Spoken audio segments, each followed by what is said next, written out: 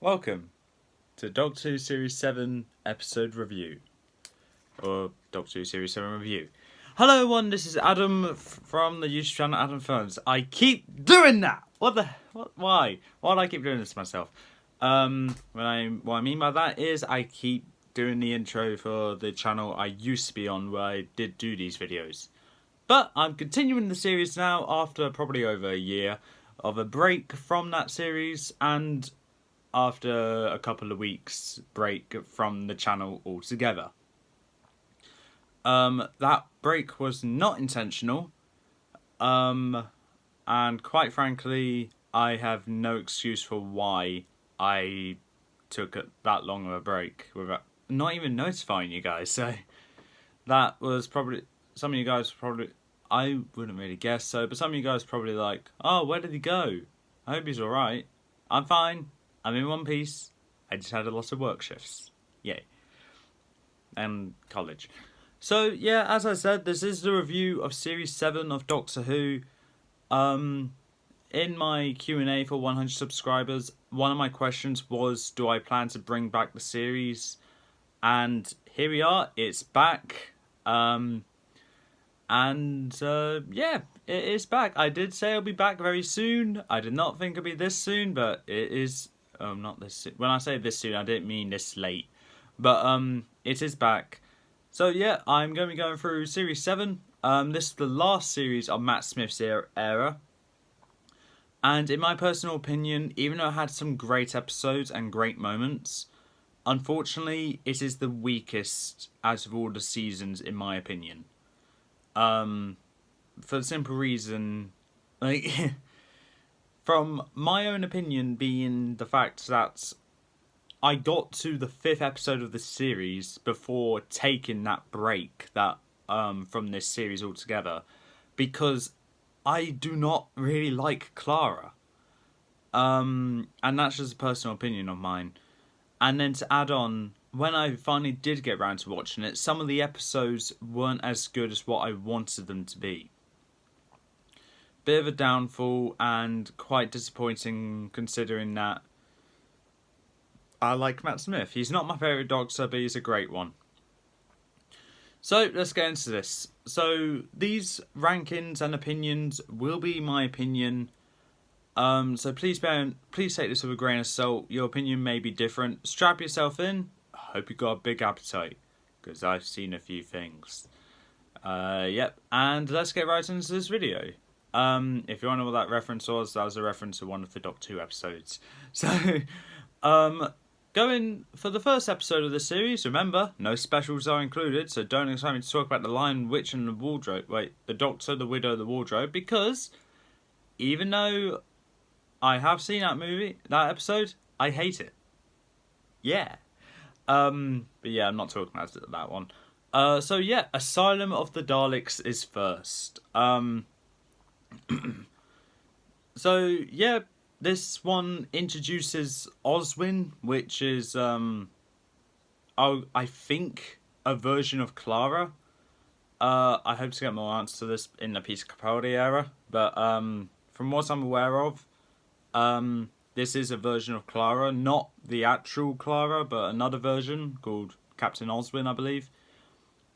I'm not gonna do any more spoilers. So yeah, Amy and Rory go on an adventure with the Doctor after what seems like a rather long break, and a couple of things have not worked out between them, and on this journey that they had, they renewed their relationship with each other, which is alright, but really, as a total score, 7 out of 10. It's an enjoyable episode with some okay moments, especially that reveal towards the end, but it's a bit of a letdown really, considering what other openers to previous seasons were. We had Rose in Series 1, which was brilliant. The Impossible Astronaut from Series 6, good. The 11th Hour, amazing. Partners in Crime, brilliant. Smith and Jones, really good. And New Earth, Asylum of the Daleks is probably better than New Earth, because I actually do not like New Earth. So, Moving on to episode 2, we got dinosaurs on a spaceship.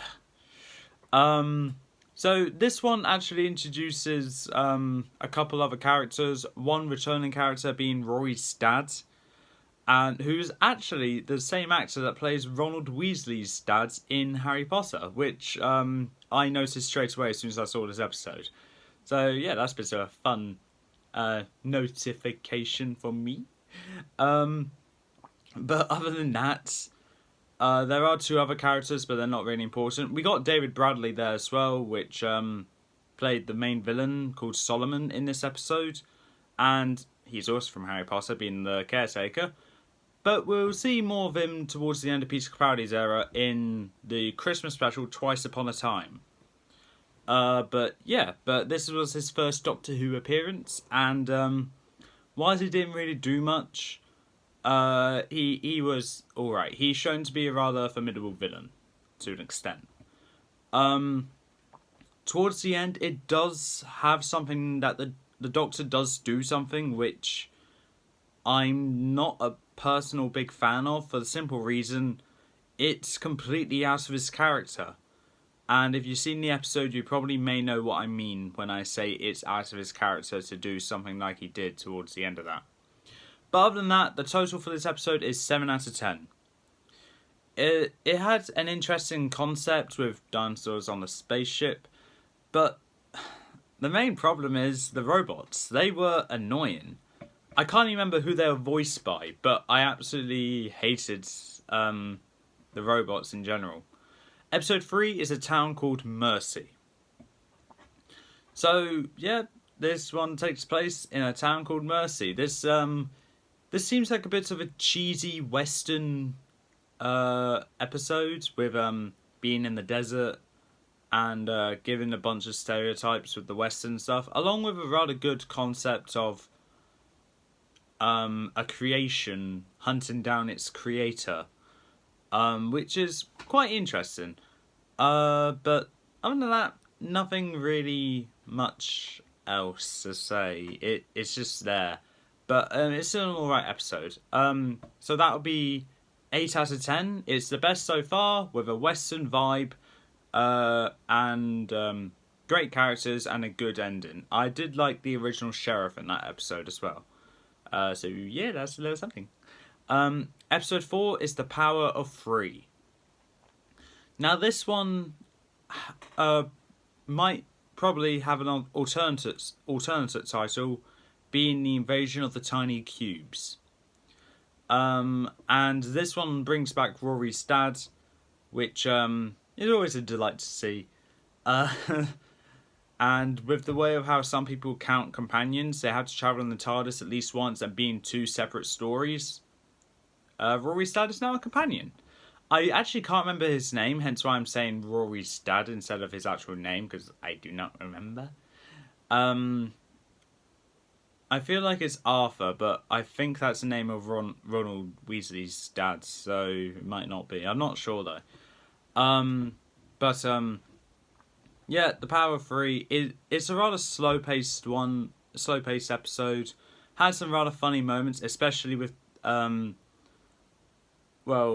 god, I can't remember the name of the song, but I think it's the Chicken Song. It's probably wrong with what I'm saying, but that was quite amusing to see, as well as lots of people going insane by these cubes doing nothing, and a few other stuff. The only thing that kind of did throw me off was the actual villain, which had the weird shaped mouth. I get it's so they can stand out and be the villain, but it just didn't feel right to me. It didn't set right. But yeah, that episode is an 8 out of 10. This episode was a bit confusing, but the humour made it enjoyable to watch for me. Another bit of the humour which I liked was the Doctor doing a bunch of activities, including painting a fence, I believe, twice, only to find out he was gone for 10 minutes. I think maybe a bit more, but I'm not sure. The Time Lord has access to unlimited time when he's doing something.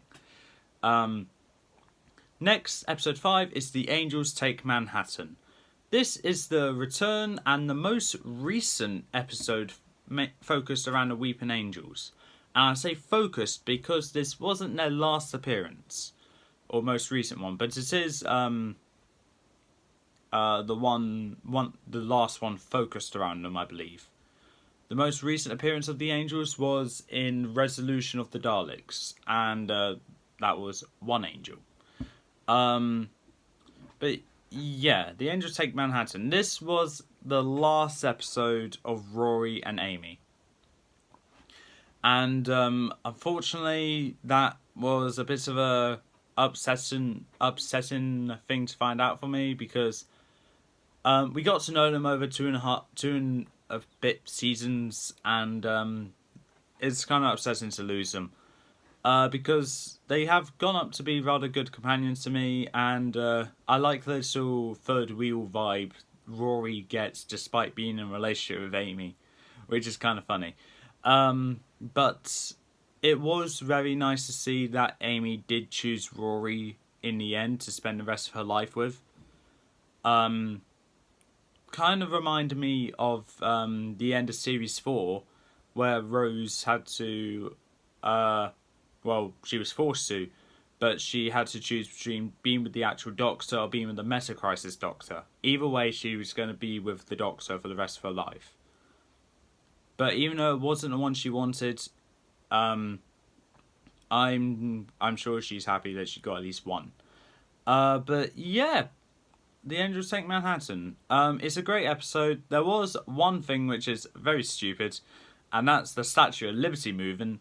But I'm gonna assume that the perception the Statue of Liberty especially has a perception filter over it, so people do not notice that it has moved or not.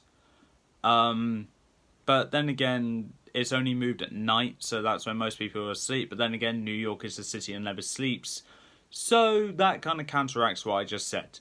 But ignoring that, it is a good episode, and one that definitely stands out of all of New Who entirely. And for that, that's a 9 out of 10. This episode is near perfect, and the ending is emotional, and it's all wrapped up neatly with a book. I don't even know what the book is, but that's pretty much how River was able to get the Doctor and Amy down to where Rory got transferred to after being touched by the angel for the first time. First time. And there was something else, but I can't remember what it was. Oh, this is embarrassing. Yeah, and also the last paragraph in that book, which, yeah, the Doctor doesn't like endings, but as Ood Sigma said in Series 4, I think Series 4, every song has its end. And, as he said in The End of Time, your song is ending, but the story never ends. But basically, it kind of gave me vibes about that. Even though Amy is gone, it doesn't mean it's the end for the Doctor. The Doctor will find someone new, because he does need to travel with someone. He's a very lonely man. And, yeah, it's actually a really nice episode, and I absolutely love it. Next is The Bells of St. John. This episode was the bring back of Clara after she died twice. Well, people that look like her, at least. One was, as I previously mentioned, was Oswin. And another one was in the Christmas special in between The Angels Take Manhattan and The Bells of St. John, which is the Snowmen.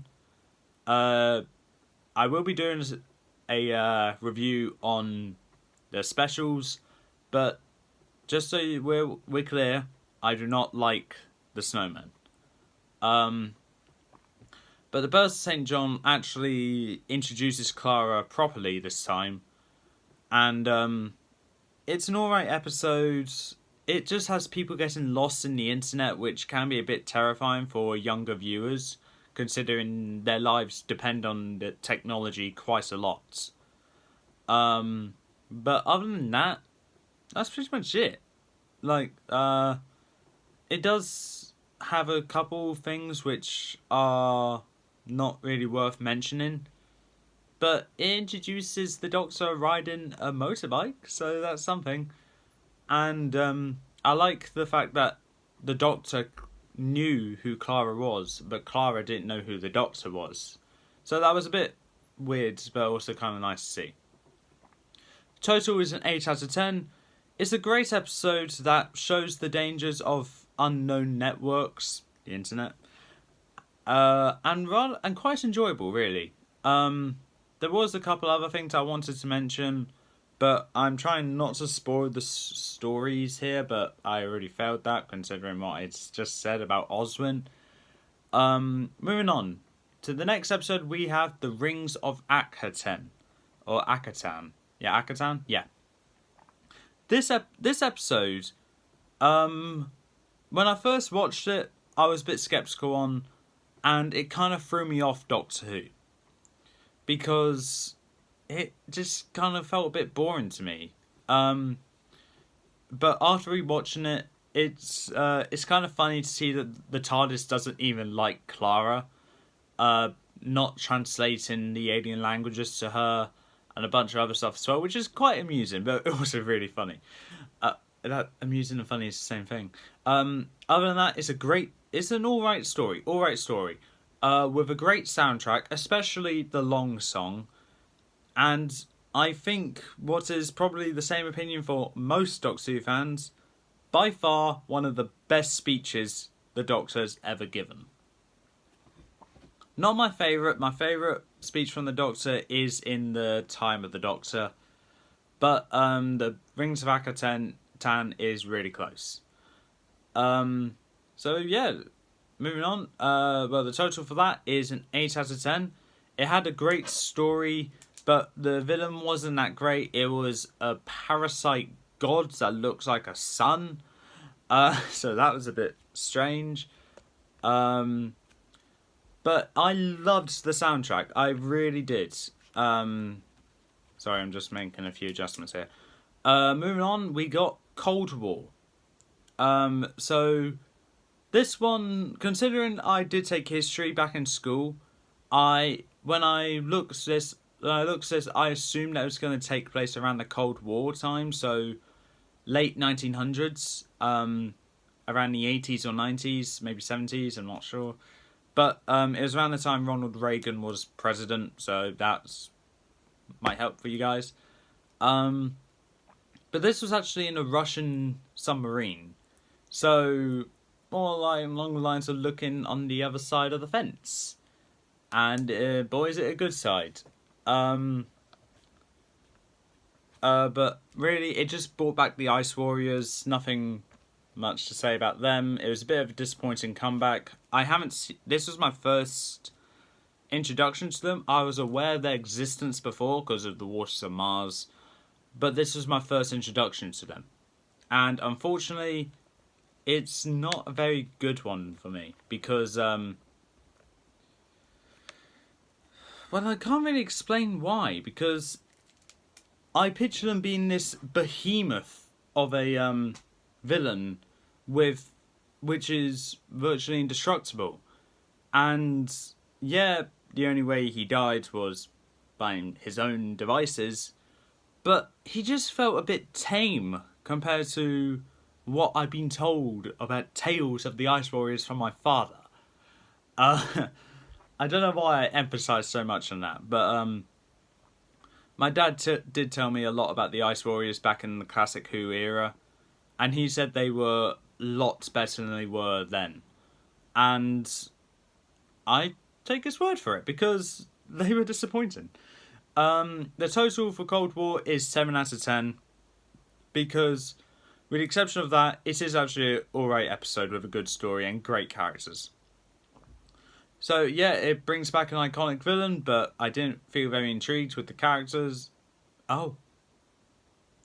I can't even agree with my own sentences I write in this book. There's my dog barking, of course. So yeah, when I say iconic villain, it brings back. I wasn't very intrigued by it though. Some of the characters I was intrigued by was the janitor and the captain, because those are the only two standout characters. But the professor, that's the janitor I meant, got a few giggles from me. And I'm glad I wrote that down because he really did. I can't remember any of what he said, but I found some of it intriguing. Now, for this episode, I'm just going to straight up say, I'm just going to go straight to the score and explain why it's this score, because I got nothing to explain about this episode. So up next is Hyde. It's 6 out of 10. Honestly, I found this episode kind of boring. It's boring and dull. I couldn't give my full attention to this episode. I literally had to stop watching this episode halfway through just to play a game with a friend of mine. I don't even know what friend it was. I don't know what game it was. But yeah, I literally had to stop watching this episode because I was so bored of it. It was so boring. It may be a good episode, but I couldn't give my full attention to it, and it just didn't intrigue me. Just like another episode in the next series, which I know is popular, but I do not like because it doesn't give my full attention. Because I can't give it, and it's really hard for me to listen to that episode as well. Moving on, we got Journey to the Centre of the TARDIS. This one has a very unique concept, unique story, unique plot. Sets up to be very intriguing. You get to explore new reaches of the TARDIS. You get to see a glimpse of the swimming pool. You get to go into the Doctor's library, see the Encyclopedia of Gallifrey, which is very awesome. And then you see Clara go into this little hidey hole cupboard, where you see the Doctor's cot, which we see in A Good Man Goes to War. We see the 7th Doctor's umbrella without the question mark shape handle, but whatever. We even see the cardboard box that young Amelia Pond made. That I believe we see in Let's Kill Hitler. So many little references are hidden in that little hidey hole. And I'm really glad I noticed them when I watched it, because that kind of boosted it up for me, because ignoring that, it was a disappointing episode. Because you got like 5 minutes in the library and the hidey hole together, a glimpse of the swimming pool, and this little room where it's completely white with a little segment of some random stuff. That sentence did get away from me, yeah. And also this room where these little light bulbs hang from a tree that they can create what you imagine whilst you hold them. I believe I got that right. But with the exception of that, it's just mainly corridors and hallways. And plus, the villains is technically a charred up, burnt up corpse of the characters that are in this episode. So, okay. We did get to see the actual centre of the TARDIS, which was alright, but nothing really much else to say about this. This total was 7 out of 10. It's better than the last episode, easily. It's kind of enjoyable, a bit intriguing, but so much of a letdown. Moving on, we got the Crimson Horror. Now, this one actually took place in Victorian London and brings back Madame Vastra and her wife, as well as Commander Strax. I will say I absolutely love Commander Strax, especially in this episode. Is it this episode? I'm not sure. Actually, okay, it's either this episode or Deep Breath, where Strax made me laugh. It's in the little segment where he has a horse and he was about to kill it because he led him into the wrong direction. Yeah, not a good concept now that I say it, but it was really funny. I found the scene hilarious. It was probably in Deep Breath though. So yeah, the Doctor's already been captured, and it's up to Madame Vastra's wife. I do not remember her name. To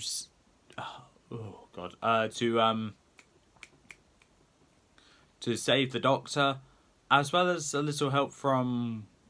Actually, what did Clara do? I don't remember Clara in this episode. This is what I mean. forgettable. But yeah, it was more focused around the Doctor's companions that stay in one particular time. So yeah, that's kind of intriguing. I did like the story because it was a bit strange, I'll be honest, but it was a kind of nice strange, if that makes sense.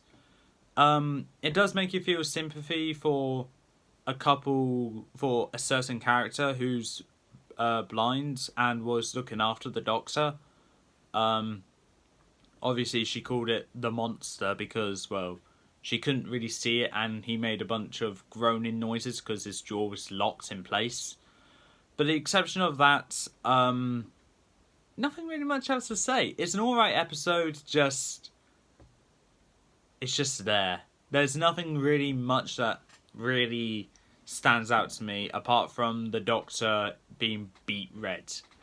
But yeah, that's a 7 out of 10. It had some good moments. It was good with moments I wasn't expecting. You know which one when I say that the second owner of this corporation has been revealed. And it's also one of the moments that grossed me out. And that is very rare I get grossed out by a Doctor Who episode. But it was still good regardless. Moving on, we got Nightmare in Silver. Now this is the bring back of the Cybermen after what I could only assume is, I know, is a fair amount of episodes. Last time we saw them was Closing Time. And it was a good episode, Closing Time was, but we're talking about Nightmare in Silver. So yeah, as we saw them in Closing Time, we saw them kind of decaying and kind of running out of style, I guess. So the Nightmare in Silver episode was basically doing what I can't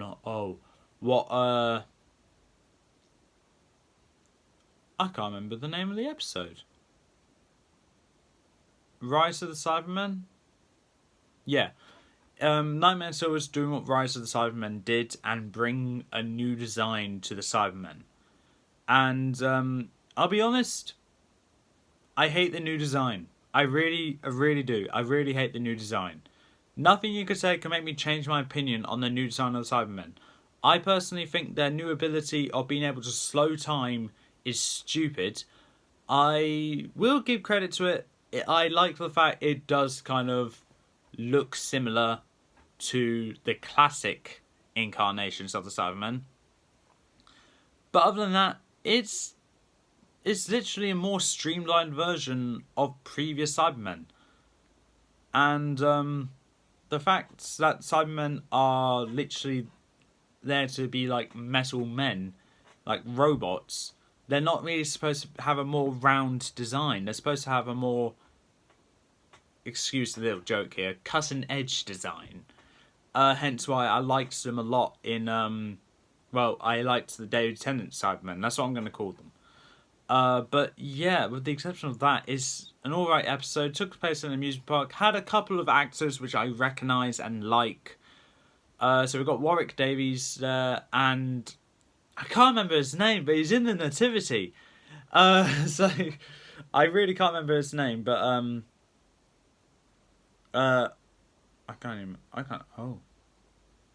yeah, but in the Nativity he played Gordon Shakespeare. So that gives you a rough idea on who I'm talking about. But yeah, it's a 7 out of 10 for this episode. There's a lot of 7s today. It's good. It's an alright episode, but I do not like the children one bit. But the story was alright. With a few twists here and there, but I couldn't get intrigued about it because the children were, I'm not going to say stupid, ignorant. And the new design of the Cybermen were not great in my opinion. But after the writers realised that we're not a big fan of them, that people weren't a big fan of them, they did bring back the David Tennant designs. I can't remember if it was in the Peter Capaldi era, because I have not watched any of the Peter Capaldi era, but I have watched Jodie Whittaker's era, and I know one of the David Tennant design Cybermen are in one of her episodes. Moving on, we got The Name of the Doctor. This is the epic finale to Series 7. And this was also the build-up to the 50th anniversary special. So fans were really hyped for this episode and really expecting an absolute amazing episode. And I will be honest, it did not disappoint. Because this episode brought back clips of the previous Doctors walking around, running around, Peter Capaldi and William Hartnell in colour, just being stalked by the Great Intelligence all of his lives, as well as being protected by Clara, the Impossible Girl.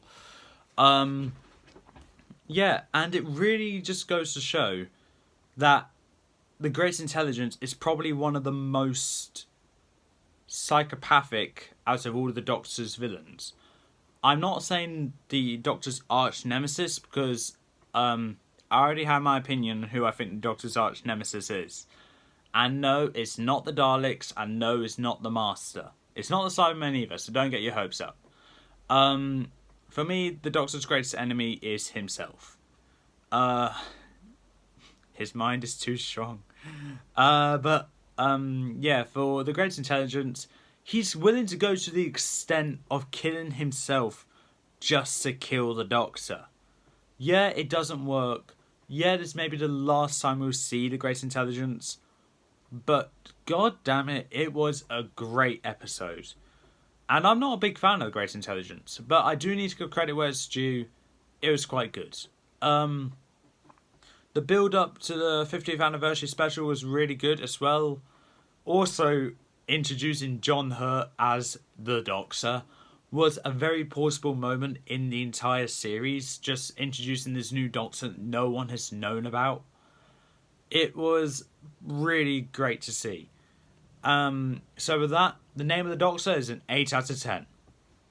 It's a great finale and sets up the 50th anniversary movie very well. So the grand total for Series 7 is 97 out of 130. Compared to previous seasons, it isn't great, but it started good, however it drags down in the middle. That is around the Cold War High Journey to the Centre of the TARDIS episodes. So, with that being said, we only got one more thing to do, and that's the ranking. So, with this, I'll be ranking all the episodes from my least favourite to favourite, but then again, if you've seen my previous ones, you already knew that. So yeah, 13th place in this series is... 13th place in Series 7 is Hyde. This one was the only episode which got lower than a 7 in this series. And unfortunately, it was also the only one which I did not say was good. At least. As I said, it is a letdown. I couldn't give my full attention to it, so I just found it boring.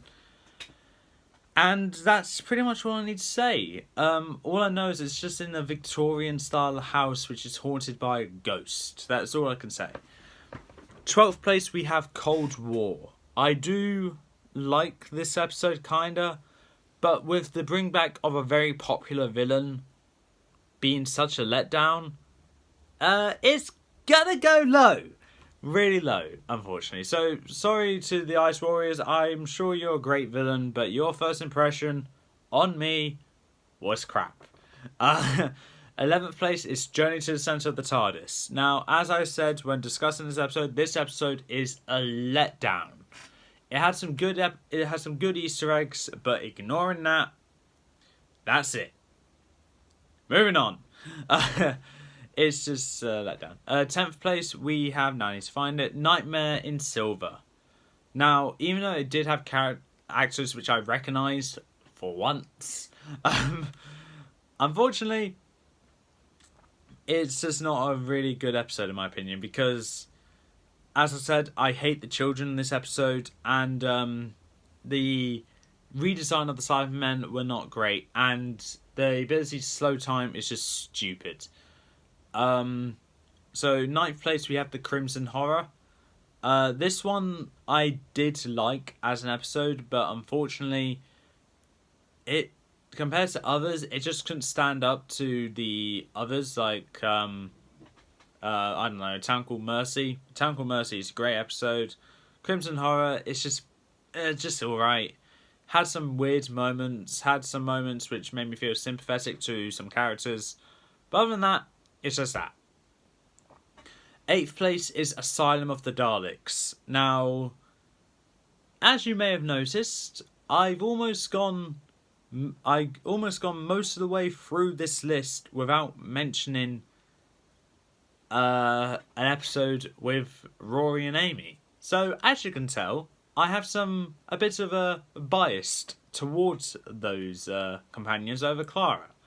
So, yeah, don't be surprised that you're going to be seeing a lot of Clara companion episodes later. But Asylum of the Daleks, unfortunately, is the worst out of the Amy and Rory episodes which are in this series. But that is good, because it was the first one, and if it only gets better from here, that's good. That's really good. 7th place is Dinosaurs on a Spaceship. Now, the main letdown for this episode, as I said, was the robots. But other than that, it's actually an alright episode, and I actually liked Rory's dad. True, maybe in a bit of a grumpy grouch the entire time, but he got a few laughs out of me, but mainly with the assistance of the Doctor and Rory. But other than that, good. 6th place, we got The Bells of St. John. Now, this one was the proper introduction to Clara. It's an alright episode, if I give some credit to Clara. But other than that, nothing really much else to say.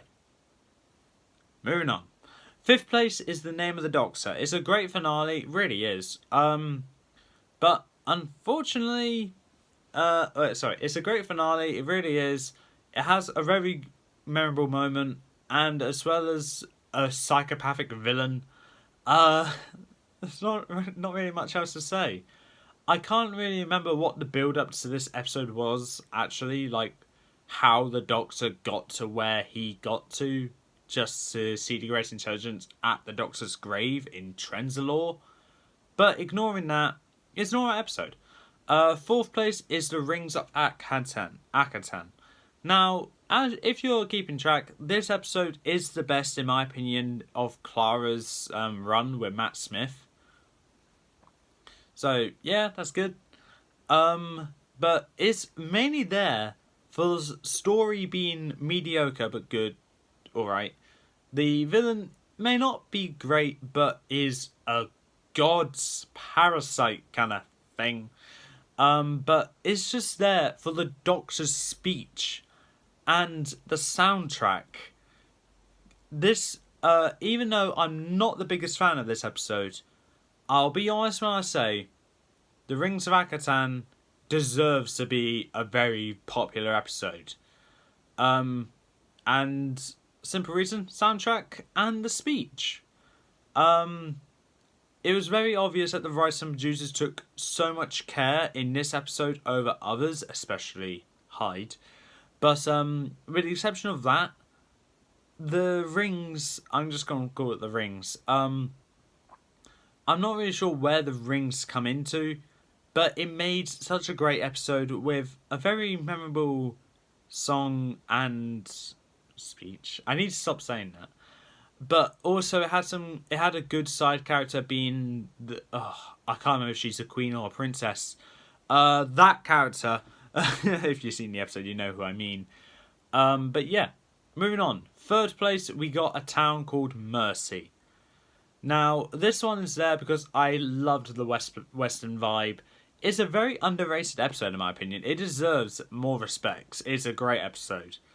I really like the gunslinger as well as the original sheriff. I'm not a big fan of the creator. I can't remember his name. Jax, I think it is. But ignoring that and the fact he kind of got redeemed towards the end is enough to make me think, yeah, this is an alright episode. 2nd place, we got The Power of Three.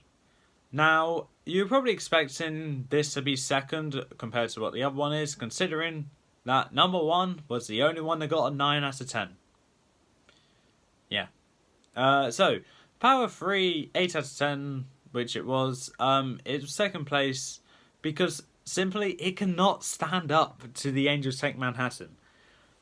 It was a good penultimate episode for Amy and Rory because it kind of dwelled into their human life more than the Doctor life, really.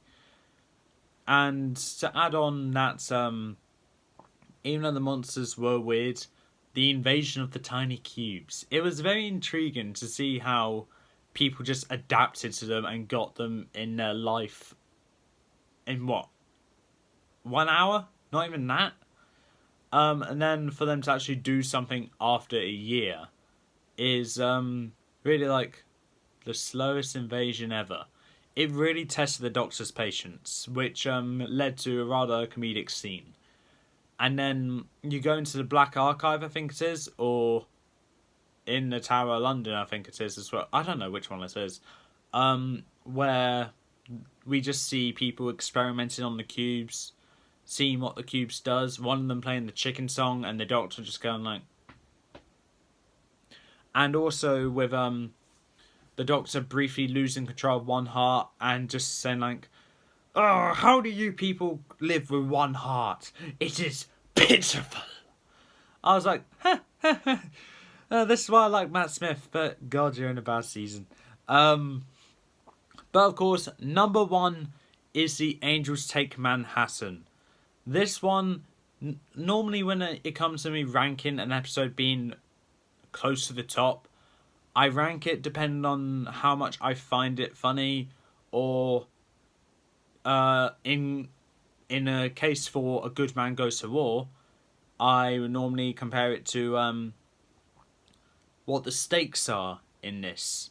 So if we go to the very beginning of this series, we look at number 1 for each series. Number 1 for series 1, Parson of the Ways. There for the ending for Chris Eccleston, and also great stakes were made. Number 1 for series 2, Doomsday. Same thing, without the regeneration of Chris Eccleston. But it was a great stakes and a very emotional ending to Rose, for now. Series 3 was The Sound of Drums.